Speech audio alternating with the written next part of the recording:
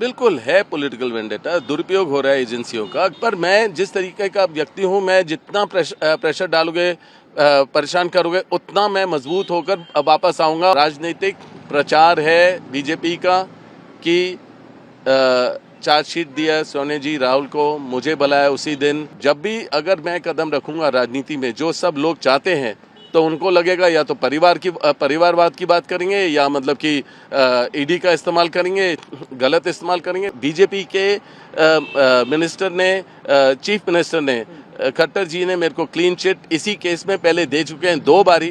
तो किस लिए बुलाया ये? बिल्कुल है पॉलिटिकल वेंडेटा, दुरुपयोग हो रहा है एजेंसियों का, गलत है। क्या भरोसा रखेंगे एजेंसियों का? अगर मतलब कि जब भी अगर कोई उम्मीदवार होता है पूरे देश में सीएम बनने का, या मतलब कि कोई पार्टी अच्छी कर रही है, तो उनके पीछे पड़ जाते हैं। कौन से बीजेपी मिनिस्टर को या कौन से बीजेपी के लोगों को ईडी ने बुलाया? क्यों नहीं बुलाया उन्हें? सवाल तो पूछो ना कि ईडी, बीजेपी वाले क्या बिल्कुल सब ठीक है, या उनके ऊपर कोई आरोप नहीं है? आरोप 10 हैं, पर मतलब गलत है कि ऐसे लोगों को परेशान करना, प्रेशर करना। पर मैं जिस तरीके का व्यक्ति हूं, मैं जितना प्रेशर डालोगे, परेशान करोगे, उतना मैं मजबूत होकर वापस आऊंगा और उभर के आऊंगा। और क्योंकि मेरे पास लोगों की शक्ति है, लोग मेरे साथ हैं, जुड़े हुए, एकजुट हैं। मैं लोगों की बात रखता हूं। जो भी अन्याय लोगों के साथ होता है इस पार्टी के द्वारा, मैं उनकी बात बुलंद करता हूं, और अन्याय के खिलाफ हूं मैं, और मैं ज़रूर लड़ता रहूंगा। मेरे को कोई रोक नहीं पाएगा। ये जो ईडी का जो ये समन है, ये सारा 2019 में बात हो चुकी है। जो भी सवाल थे पहले दे चुका हूँ। कोई बड़ी बात नहीं है, कोई नई बात नहीं है, और मैं किसी चीज़ से अवॉइड नहीं कर रहा हूँ, सारे सवाल के जवाब दे रहा हूँ। तो मैं तो बिल्कुल हर चीज़ स्पष्ट हो गया है। राजनीतिक प्रचार है बीजेपी का कि चार्जशीट दिया सोने जी राहुल को, मुझे बुलाया उसी दिन। तो ये दिखा रहे हैं मीडिया के द्वारा कि हम लोग कुछ गलत कर रहे हैं। ये कोई जनता जागरूक है, सब जानते हैं, सब समझते हैं।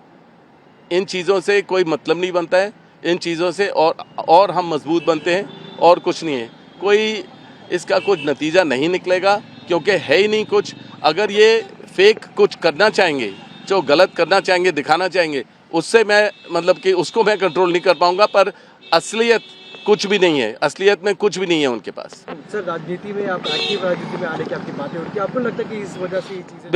बिल्कुल। जब भी अगर मैं कदम रखूंगा राजनीति में, जो सब लोग चाहते हैं, तो उनको लगेगा या तो परिवारवाद की बात करेंगे, या मतलब कि ईडी का इस्तेमाल करेंगे, गलत इस्तेमाल करेंगे। वही बात है, और कुछ नहीं है।